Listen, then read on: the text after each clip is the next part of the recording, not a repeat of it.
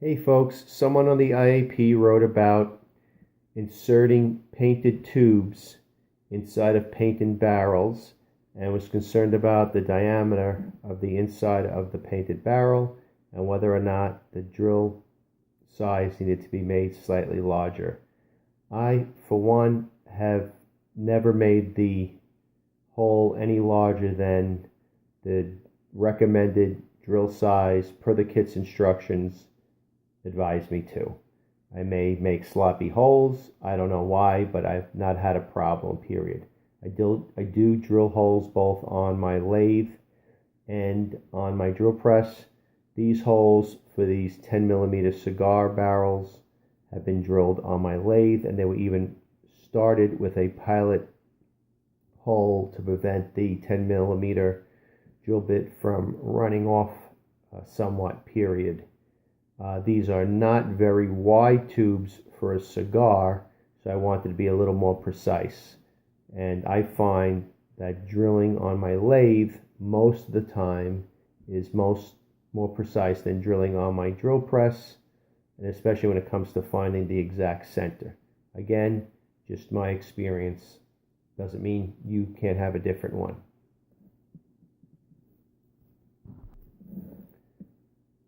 So the next thing I'm going to do is, in this case, I'm using beeswax to block the hole so that when I do apply the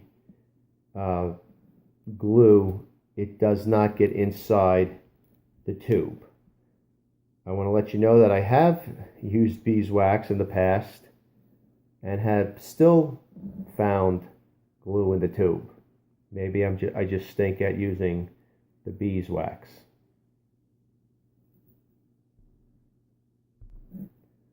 One of the things that I do after blocking the inside of the tube with beeswax is I clean the edges with a little DNA. And I found, even though I'm using DNA and not acetone, that I'm not only removing the residual beeswax, but sometimes I'm removing a little bit of the paint. So I don't go crazy with it. Again, I just want to ensure that the epoxy bond between the tube and the inside of the barrel is strong, especially on the ends. So just as a precautionary measure, I'll take a little DNA alcohol, spray it on a paper towel, and just gently clean the ends of the tube free of any beeswax. Okay, so off camera I applied a little DNA alcohol, which I keep one of these little squeeze bottles, which is designed actually for glue, but I don't use much glue, wood glue, so I use it to store DNA. And I'm just going to gently clean the tube, removing any of the beeswax. Again, I don't go crazy because, as you can see, even though the lighting and the clarity of this video is poor, some paint does come off. And this is dried now for a good 14 hours. So just be careful. Okay, so off camera, I put two, I would say 1/4 inch diameter. That's the quarter of the coin, not 1/4 inch. Sorry about that. 1/4 diameter pools of mercury 15-minute epoxy. I have the 5-minute epoxy as well, but the working time is only 5 minutes, and sometimes I find myself dropping something and then having to blow it off. So I like the 15-minute stuff better. Both claim to set and cure within an hour. That has not been my experience. I usually give it 2 or 3 hours. Again, could just be my experience. Okay, so now that I mixed the epoxy, it's ready to go. The inside of the tubes are painted. Very hard for you to see the blue within the dark blue tubes, but they are painted. They're painted pretty heavily. And these are the tops. I'm making 2 pens of the same. And these have also been painted pretty heavily as well. I don't often paint it heavily. It just happened to be the way I did it late last night. So I am now going to insert them inside the barrels. So I'm going to put some epoxy on.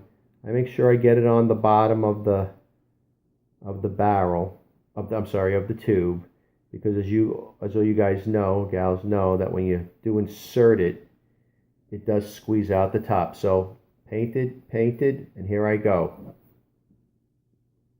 Just get it started. I just twist it in. Again, I did not make these holes any larger than they needed to be. And then as it gets stuck, I get a little resistance. I may push it in with the end of this broken popsicle stick. I bought the wrong size, so I cut them in half. So that's one. Okay, let's do another one. Again, same stuff. Swirl it around a little bit. Whoops, picked up the barrel. I meant to pick up the tube. Wipe it on the bottom. And as I mentioned in the reply, I think, maybe I didn't mention it.